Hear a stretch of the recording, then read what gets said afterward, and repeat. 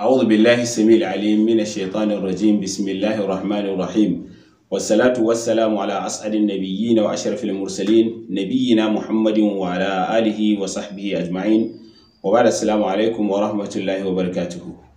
Barkanmu da warhaka, barkanmu da sake saduwa a cikin wannan shiri da muke kawowa ta wannan kafa ta Al-Mabruk TV. Shiri ne wanda yake da inganta rayuwa da kuma lafiya.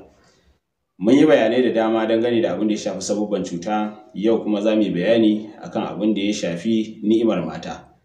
Wai me ke sa mace ni'ima ya ɗauke mata? Me ke janyo zafi a lokacin saduwa? Sannan kuma ya za a magance mishi? Ga abu guda ɗaya da zan bada wanda za a yi amfani da shi in Allah ya so ya yarda.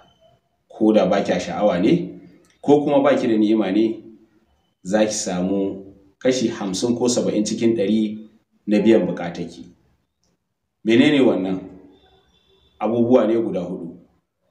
Saiwar kankana, kanunfari, sai mazar kwaila ko zuma, sannan sai madara. Yaya za a yi amfani da shi? Ku biyo ma cikin wannan shiri da muke kawowa. Ga masu bukatar maganin da muka hada za su iya turo mana da sakonni ko su kira mu a waya mu yi magana da su, sai mu tura musu magani duk inda suke. Wanda yake da tambaya akan wata lalura ko da bata shafi abin da muka yi magana akai ba, zai iya kiran mu don neman ƙarin bayani. A sababi wanda yake janyo bushewa za mu kawo shi kafin mu kawo bayanin yadda za a yi amfani da wa'incan abubuwa. Abu na farko, abin da yake sa mace ta bushe, akwai shan ruwan sanyi. Yakan janyo bushewa a lokacin saduwa ko ya ɗauke ma mace sha'awarta. Na biyu, akwai tsarki da ruwan sabulu, ko tsarki da kuma sabulu, kowane iri ne. Ba a so mace ta ringa amfani da sabulu wurin wanke gabanta, kuma sannan ba a so ta yawaita tsokala hannu a gabanta. Idan har ya zamanto dole ne za ta yi wannan abun, so yana da kyau ta samu sabulun da za ta wanke hannu ko ta tsaftace hannunta da kyau kafin ta yi. Dan akwai buƙatar da take sa dole hakan ya faru. Sannan bugu da ƙari, amfani da kayayyaki waɗanda suke na matse-matse suna sabbaba bushewa ko ɗaukewar sha'awar mace.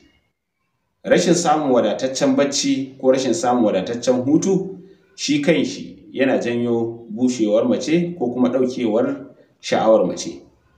Hakanan wata cuta da ake ba da kariya a kanta ko kuma a'a ake managing ɗinta, ita kanta tana janyo wannan. Kamar wani irin cututtuka ne? Akwai hawan jini, akwai ciwon siga, akwai ciwon daji, sannan kuma akwai infection shi karan kansa. Dukkansu wayannan abubuwan idan har ya zamanto ana shan maganinsu ne, to gaskiya mace in ba ta kau da wannan lalurar ba, wannan ni'iman ba lallai ta same shi yadda take so ba. Bugu da ƙari, akwai wata wayewa wadda ta zo ta zamani, mace ba ta son ɗaukan ciki, sai a je a siyo kuroron roba a ce za a yi amfani da shi, shi kanshi wannan yana ɗauke sha'awa. Ga wasu abubuwa da mutane ba su mai da hankali a kansu. Menene su? Natsuwa ta zuciya da kuma soyayya. Amma ba zan yi magana ba akan wannan saboda zai ɗauke mu lokaci mai tsawo, amma zan yi bayani hanyar da mace za ta bi ko namiji zai bi, yadda za su sha'awar junansu har mutum ya ji cewa ya kai. Akwai ni'ima daban, akwai sha'awa daban. Wata tana da ni'iman ba ta da sha'awa, wata tana da sha'awa amma babu ni'ima. So abubuwa daban-daban ne. In Allah ya so ya yarda a cikin shirinmu na gaba zan warware muku zare da kuma abawa. Abu na farko da za a yi amfani da shi, saiwar kankana. Ya danganta da yanayin yawanta, amma idan har bata wuce tsawon yatsa ba saiwar, to ana iya samun guda 7. Idan aka samu guda 7, za a samu kanunfari rabin ƙaramin cokali, garinsa amma rabin ƙaramin cokali. Idan kuma ƙwara ne, za a iya samun kamar guda 9 ko guda 11. Za a haɗa su, a samu ruwa kofi 1, kofin shanti guda 1, sai a samu zuma ko mazarƙwaila daidai da yanayin yadda mutum zai ji ɗanɗanonsa a bakinsa. Da abin da ake yi ba so ake a cika ba. za a tafasa su a tare. Za a tafasa su da mazarƙwailan da shi wancan saiwar kankanan da kuma ainihin shi zuman ko kuma da kanunfarin. Za a haɗa su kofi ɗaya a tafasa. Idan aka tafasa sai a tace. Ana tacewa za a samu madara. Madara ga waɗanda suke da hali za su iya amfani da ta ruwa, ta fi tasiri ƙwarai da gaske. Wanda bai da hali zai iya amfani da ta gari.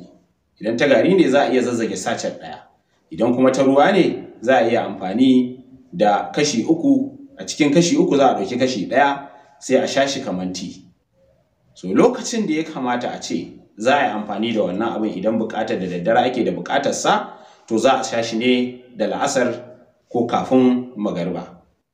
So wannan shine abin da zan iya badawa dangane da abin da ya shafi ɗaukewar sha'awar mace ko kuma ɗaukewar ni'ima. Tunda na faɗa muku abubuwan daban-daban ne, ba abu ɗaya ba ne.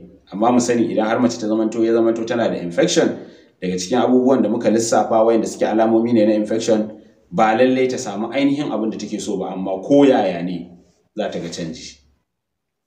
Kar mu manta a ci gaba da subscribing da sharing da kuma comment, a danna ƙararrawa don samun shirye-shiryen da muke kawowa lokaci bayan lokaci. Assalamu alaikum wa rahmatullahi wa barakatuh.